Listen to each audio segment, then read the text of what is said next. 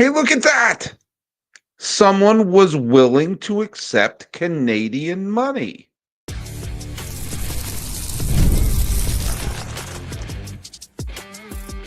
You are Locked On MLB, your daily MLB podcast. Part of the Locked On Podcast Network, your team every day.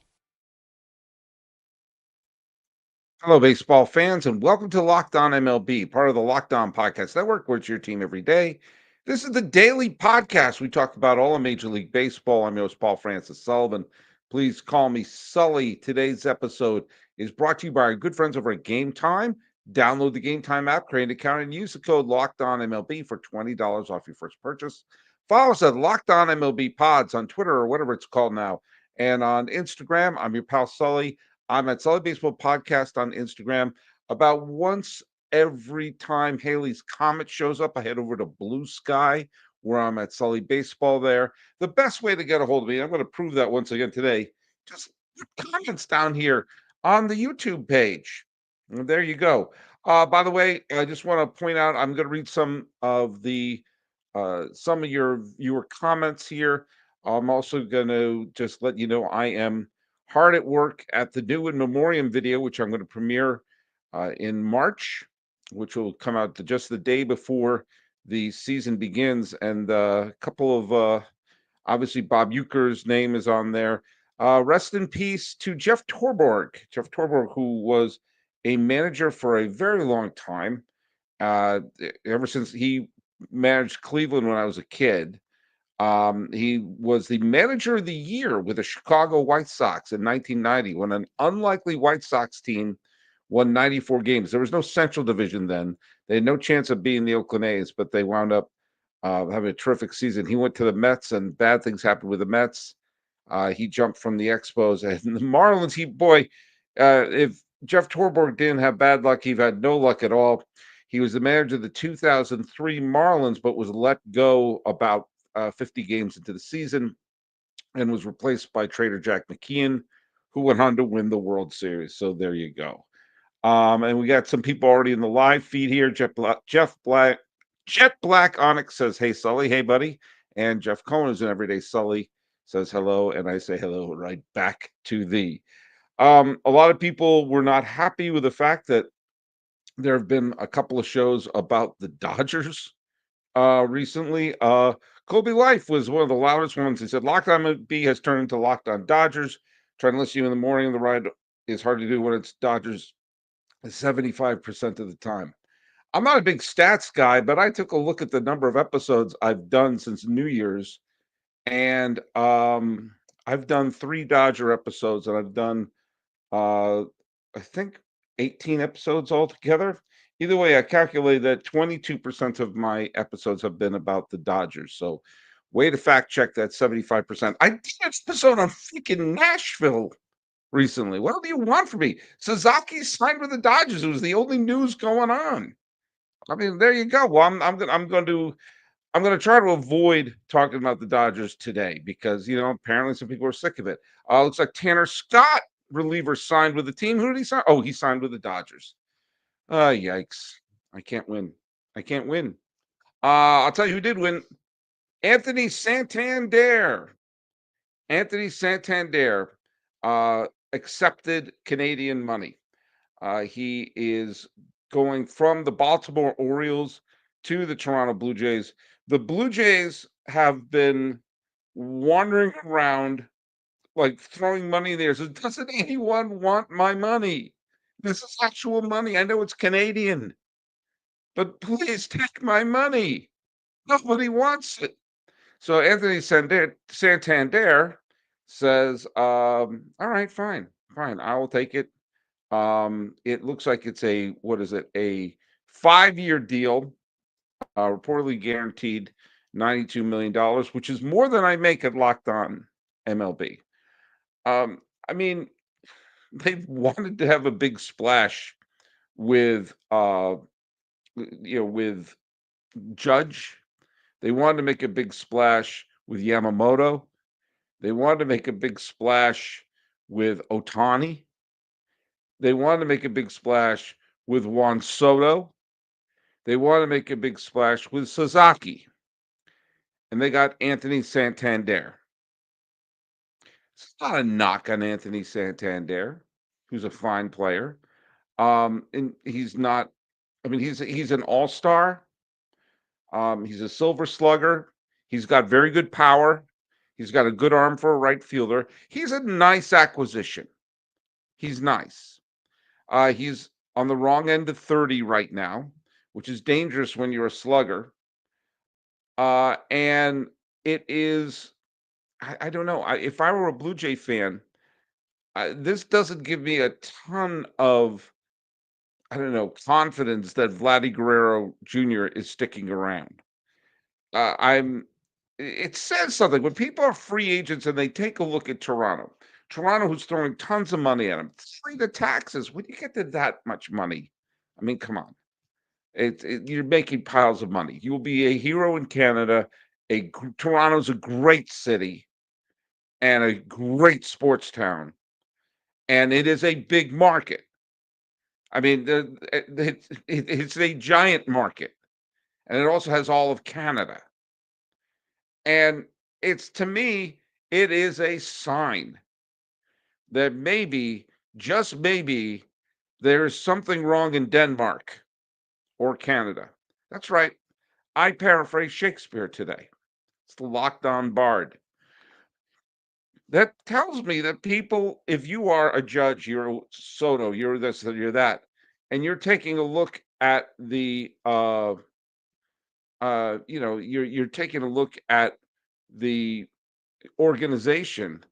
So it's telling me that they see that this is an organization that is, I don't know, not one to give you confidence. So Anthony, is it Ranger or Ron Hare? Let me know in the chat. Blues have gone through the second threshold of the second CBT with this signing. Yeah, probably right. Probably right. But it's amazing that nobody wants to play for that team. I don't trust their management. I don't trust their front office. I certainly haven't been trusting their manager, and they have taken a team that just a couple of years ago looked like they were going to be a terrific team for a bunch of years. And you take a look at it and you say, like, all right, this is a team. Okay, they went through the Bautista, Josh Donaldson, Edwin Encarnacion run where they went to back-to-back ALCS, and that team fell apart. And then they made the cameo as the Buffalo Blue Jays during the COVID year. But since then, they were so great down the stretch in 2021. That's when Charlie Montoyo was still the manager. Down the stretch in 2021, then they looked like they were maybe the best team in the American League East, but unfortunately, they put the aft thrusters on too late and narrowly missed the postseason. They won 91 games. The next year was the year where they dumped Montoyo. They brought in Schneider, and they had the epic collapse in Seattle. And I thought, okay, now they're going to bring in a real manager. And you took a look at the team in 2022. And take a look at that team that had Vladdy Jr., that had Alek Manoah. Remember when he was terrific? Springer was there. Alejandro Kirk was there. Bo Bichette was there. Matt Chapman was there. Kevin Gosman was there. That was Teoscar Hernandez was there. That was a really good ball club in 2022. And something has just happened to this team. Since 2022, I mean, they made the playoffs in 2023. They got their butts handed to them by Minnesota. Last year, they were a losing team. And if you're the ownership of this team, how do you keep this thing going? I mean, you have to do something. You have to pull the ripcord with a new manager and basically tell Vladdy Jr., yes, we're going to do all sorts of things. I'm sure they were telling me we're going to try to bring in Soto. We're going to try to bring in all these. They brought in Santander. And the movie Glengarry Glen Ross is coming to my head. And maybe there is a sense of the Blue Jays are the Shelley Machine Levine of the of Major League Baseball, just trying to make a sale. And remember what the first prize was in Glengarry Glen Ross was a new Cadillac. Do you remember what the second prize was? It was a set of steak knives. Anthony Santander feels like a set of steak knives instead of a Cadillac. Now, who knows? The Sometimes an acquisition like that, you don't know who the right piece can be that will spark a team. You really don't know. Who knew that Hunter Pence was going to be so critical to Giants championship teams? You don't know. You don't always know who the player is that sparks a team this way or that. And maybe Santander on this team will go a long way. Call me skeptical because I've seen this team play really, really well and not come close to being a championship type squad. And they need a terrific player, a franchise type player to be a spark on this team. And when we come back, I'm going to talk a little bit about my discussion about a franchise player who was the topic of the show that dropped actually earlier today, and bring up a comparison of Mike Trout that, quite frankly, has been on my mind. Hey, let's hear from our good friends over at Select Quote. In sports, having a winning strategy is everything. It's how the best teams make it to the Super Bowl, the World Series, and the Olympics. And the same thing goes for life. Having a strategy like life insurance from Select Quote can protect your financial legacy and keep your family's future secure. Select Quote makes it easy to find the perfect life insurance policy. As one of America's leading insurance brokers with nearly 40 years of experience, they've helped over 2 million customers find $700 billion in coverage since 1985. What sets Select Quote apart is their personal touch. Unlike other brokers that offer one-size-fits-all policies, their licensed agents tailor coverage to fit your unique needs. If you're in good health, you might even qualify for same-day coverage for up to $5 million, no medical exam required. And it's more affordable than you think. You can get up to $1 million in coverage for as little as $20 a month. Get the right life insurance for you for less at selectquote.com/lockedon. Go to selectquote.com/lockedon today to get started. That's selectquote.com/lockedon. SelectQuote. They shop, you save.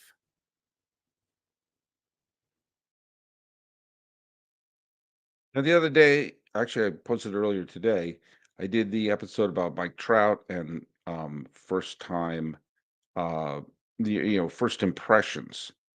And Aloha Uehara, who's become a good listener of mine, um, says, I'm in StatHead looking at Mike Trout's career stats compared to Mantle through 1961 because their games, ABs, plate appearances are comparable. And basically, Aloha Uehara was saying that uh, Mike Trout and Mickey Mantle, through their first basically decade of play, had comparable statistics. Like like Mike Trout, Mickey Mantle went through a ton of injuries that cut down on his productivity. Um, I think that's an interesting comp. I'll tell you the comp that I was curious about, and I went to baseballreference.com, the single greatest website in the history of the planet Earth. I did the whole thing where you select a couple of years so you can see a player's stats of a certain, I guess was for the lack of a better term, sample size. And the player I thought of was Ken Griffey Jr. And the reason I brought up Griffey Jr. is because, as a younger man, as a high school and college kid, Griffey was one of the most talented players I ever saw in my life. And for about a decade, he was just this dynamic superstar MVP talent who seemed to be able to do it all. And like Mike Trout, it became aggravating to see his career become a whole series of what ifs, because when he was traded to Cincinnati, he had a couple of fine seasons in Cincinnati, but the injury bug caught up to Ken Griffey Jr. and prevented him from having some of the epic stats we thought he was going to have. So what I decided to do is I took the first 11 years of Ken Griffey's career, which is basically his initial stint with the Seattle Mariners, aged 19 to 29. When he was 30, he was traded to the Cincinnati Reds, and that's when things started to go wrong. Ken Griffey Jr. won the MVP, 3 times led the league in WAR, and he was ages 19 to 29. I picked the first 11 full seasons for Mike Trout, which was his, pretty comparable. I'm using the 19 to 29 range for Griffey Jr., and this is the 20 to 30 range for Mike Trout. And I'm taking a look at their numbers. First of all, first thing I notice is that the average over 162 games for Trout is his average season was to play 124 games, and for Griffey Jr. was 140 games. I do have to put a little caveat on that because one of those seasons is the COVID year. But remember, Griffey also had 1995, where he missed half the season because of him crashing into center field. On those comparable years, if you like WAR, I don't really know what to make of WAR. Mike Trout's WAR is nearly 12 WAR higher than Griffey. Okay. The home run totals are comparable. Trout with 345, Griffey Jr. with 398, in the same general ballpark. RBI, tough to use that as a stat because it's driven by teammates, and Ken Griffey Jr. had superstars on his team with him. So Griffey had many more RBI than them. Runs scored in the general ballpark. Mike Trout, 1,032. Griffey Jr., 1,063 in the general ballpark. Mike Trout had a higher batting average, had a much higher on-base percentage, and a higher slugging percentage, and a higher OPS, a higher OPS plus, and the ancillary stats, including ROBA, which I don't know what that means, which is a measure of a player's offensive contribution weighted in proportion to each event's actual run value. This is a stat in baseballreference.com. I'm sure some of you understood that. RBAT plus, that's batting runs. It's computed for WAR, but indexed to the environment the player was playing in, where 100 is the league average. I don't know what that means either. I'm sorry if I sound like a Luddite. Mike Trout had a higher one of those. Griffey Jr. had more total bases. Griffey Jr. also grounded to more double plays. But they're comparable. The Griffey played more games. They were both equally, I think, relatively equally productive. But the individual, the percentage stats all fall in Mike Trout's category. They all fall in Mike Trout category. So why doesn't Griffey Jr. get some of the same blame or the same grief? Well, I think one reason is it was before we got into analytics and everything. But there is one other major thing. Ken Griffey Jr., his first postseason appearance was against the Yankees. He hit 5 home runs in 5 games against the Yankees and had the moment where Edgar Martinez hit the double into the left field corner, and Griffey put on the aft thrusters from first, ran all the way home, slid home, and ended the series for Seattle. That is Griffey Jr.'s signature moment. That is absolutely his signature moment.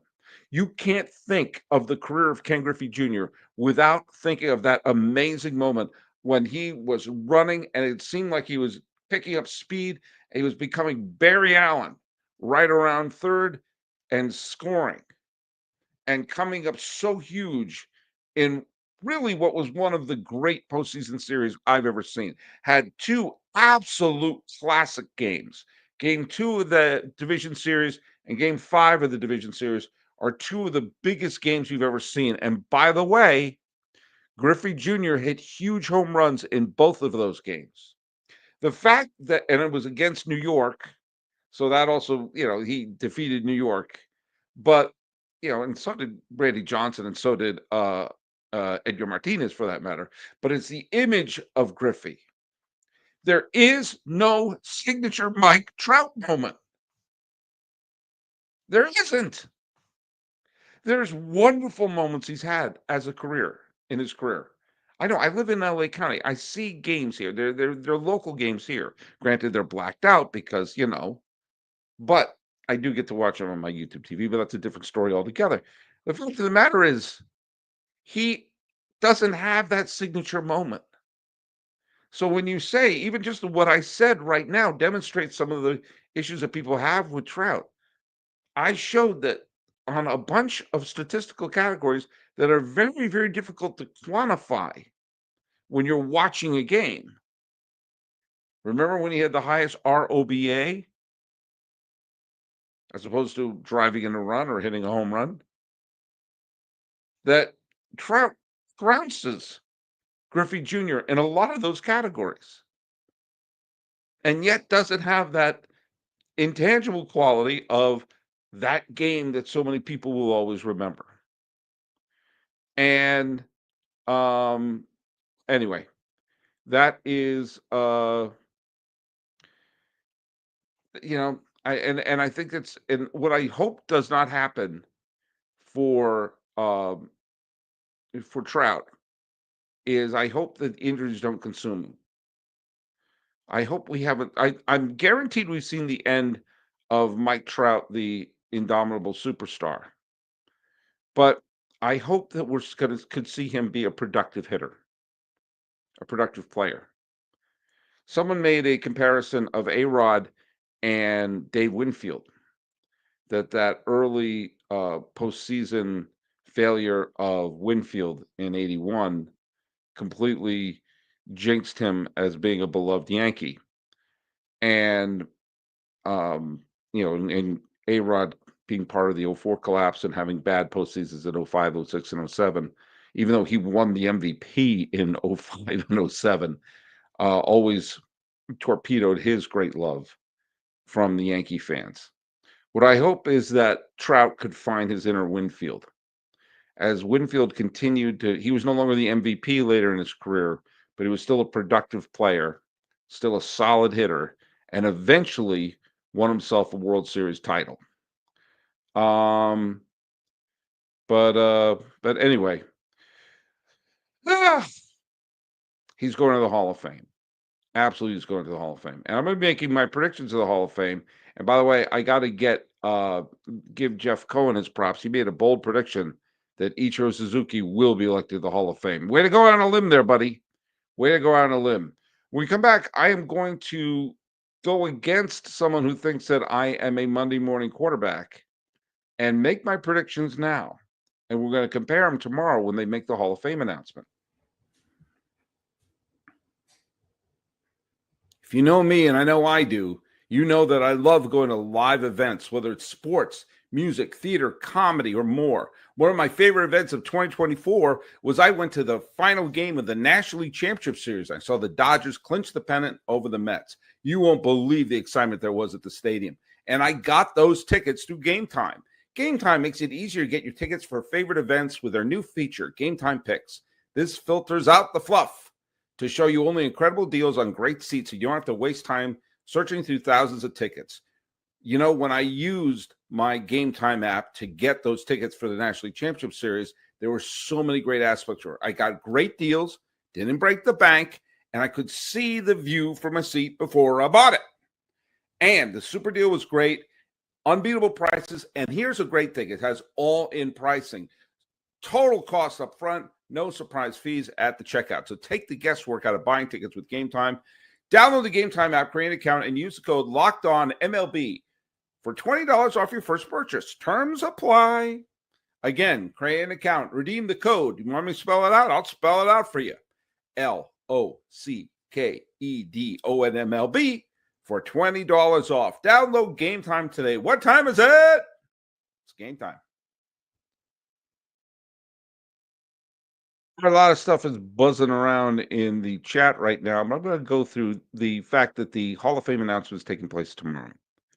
And I am going to make my prediction and also let you know how I personally would vote. I'm a big Hall guy. I'm maybe not so big Hall that I would have had Harold Baines in it, but I tend to err on the side of sure. I believe in celebrating the history of baseball, and I think, celebrating players from the past is a great way to do it. I hate that Harold Baines is in the Hall of Fame because he's become the go-to scapegoat of a player who is a doesn't deserve to be in the Hall of Fame. And he had a fine career. He had a nice career and just not necessarily Hall of Fame. But I am someone who, if I'm on the fence about someone, I tend to go, "Oh, sure, fine." There's a couple that I probably would not have voted for, but I don't really it doesn't make me angry that they're in the Hall of Fame. Um, don't have a problem with the PED users in the Hall of Fame. I know some people don't agree with me on that. I think that you have to sort of adjust your uh, evaluation of a player's stats. Uh, Basically, you have to if everyone's hitting 50 home runs, and you kind of have to say who was the best player of that particular time. I think Bonds clearly was. I think A-Rod clearly was. I think Manny Ramirez clearly was. And I think Sosa and McGuire clearly were. And I think it's difficult to write the history of baseball and celebrate the history of baseball without including them. But I understand that I'm screaming at the tides right now. So I mean, Manny Ramirez, Alex Rodriguez are on the ballot. I would vote for them. I think Carlos Beltran and Andrew Jones are on the ballot. If they get elected, I have no problem with that.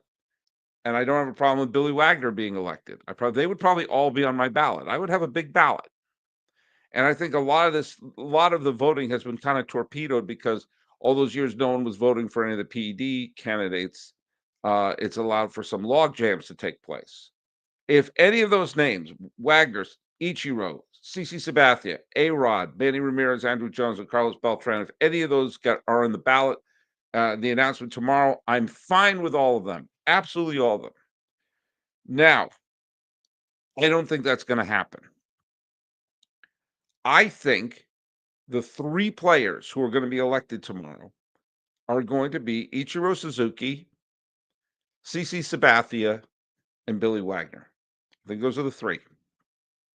Along with Dave Parker, right behind me, right there. Actually, I pointed to Jim Rice. There's Dave Parker, and the late Dick Allen. And it absolutely slays me that we had to wait for Dick Allen to die to put him in the Hall of Fame. But that is my prediction. In fact, I'm going to play this clip tomorrow. I predict Ichiro Suzuki, CC Sabathia, and Billy Wagner are going to be elected. And then I would have no problem if Carlos Beltran, Andrew Jones, Manny Ramirez, Alex Rodriguez get elected as well. Boom. There's a lot of people bouncing around there. Hey, Jeff Boone. Bro, respond to me. Hi. So there you go, folks. Those are my Cooperstown predictions and some of my thoughts. And tomorrow we are going to I'm going to play that clip again, and we're going to compare my Cooperstown predictions with what actually happened, thus making me not a Monday morning quarterback, but showing I'm willing to put my predictions out there. And there you go. All right, so follow us at Locked On MLB Pods on Twitter or whatever it's called now, and on Instagram. You can follow me. I'm your pal Sully. I'm at Sully Baseball Podcast on Instagram, but just leave your comments right here. All right, talking about Anthony Santander being a set of steak knives, Mike Trout and Ken Griffey Jr. being eerily similar, and some predictions for Cooperstown. This has been Locked On MLB. I am your host, Paul Francis Sullivan. Please call me Sully.